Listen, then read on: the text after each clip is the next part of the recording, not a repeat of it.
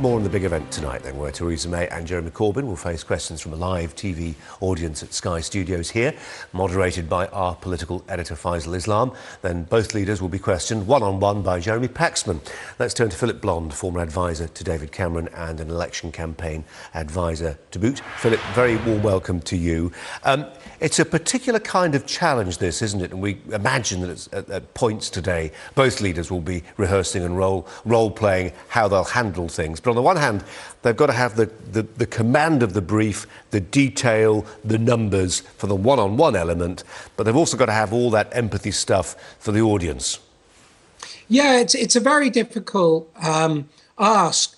Also because essentially the strategy for the election has changed, and the grand narratives that they were leading with have shifted and altered. So the Conservative Party really said, OK, we have the widest lead in terms of leadership, so it makes sense to campaign on, you know, who do you want to lead, strong and stable, etc. But it's become now a policy election. For the Labour Party had a manifesto that's been far more popular than people thought, but also because of the U-turn on policy, it's become a policy election. So you've got both these ideas competing for the attention, and so it's not clear that there's a grand strategy anymore, and that makes kind of tonight incredibly difficult. And it'll be really interesting to see which strategy wins through, because one can imagine that the questioners, both Faisal Islam and Jeremy Paxman, will be focused on policy, and one can imagine that the Conservatives will want to keep it on the leadership issue. So that, I think, is what I would watch for from a campaign point of view. But of course, you know, the great unknown in all this is what the audience will say.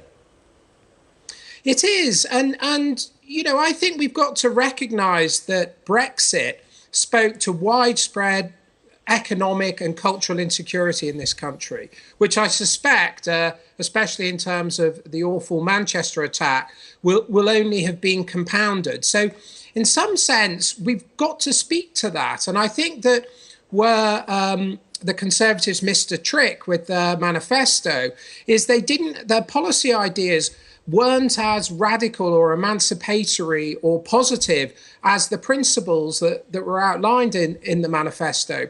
So I can imagine that that's what the audience will be pressuring on. And what we also have is an incredible Labour-owned goal, you know, with the Conservatives on the back foot. Then Jeremy Corbyn opens up with what must be one of the more inappropriate speeches on terrorism. So opening up the issue around leadership again.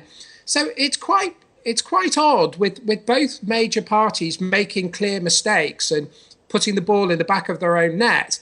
It'd be really, really interesting to see how the audience responds, because that will tell us, at least in part, how people are receiving these mixed messages from the parties.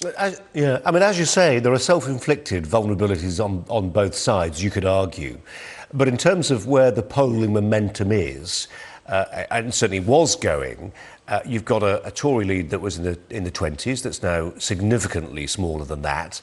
And come the chat after the debate and that initial snap polling, it'll be interesting to see what it takes for Jeremy Corbyn to try and maintain that momentum, or just whether actually it turns out to be, as some people maintain, one of those mid-election, mid-campaign blips.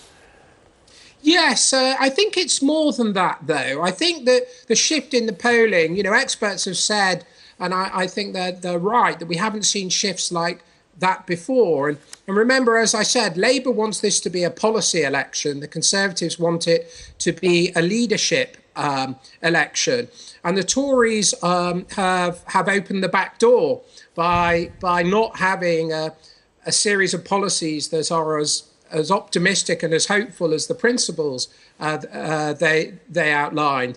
So the task for Mr. Corbyn is to keep it on the policy front, and the task for Theresa May is, particularly in the light of the terror attacks, is to speak to security and leadership, and that's where we are. And the polls are themselves incredibly interesting, as you say, that they've narrowed dramatically.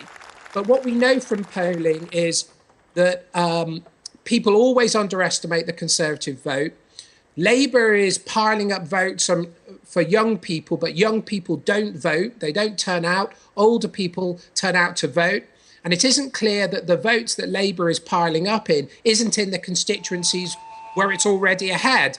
So I suspect that the Tory lead is still, I think it's good practice to always add 2 or 3 or 4% onto the polling we have, because all the polling companies now have different sampling sets to make up for the errors they made last time.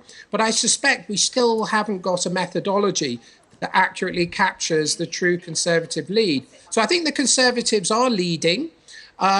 Labour are closing the gap, but we don't really know by how much. And I think that's probably where we are in terms of polling. And that's why tonight, and the strategies that are adopted may actually be quite telling, really, may be quite crucial. Well, it's shaping up to be a really interesting encounter, that is for sure. Philip Blond, thanks very much indeed on Sky News from 8:30 tonight. And voting starts today.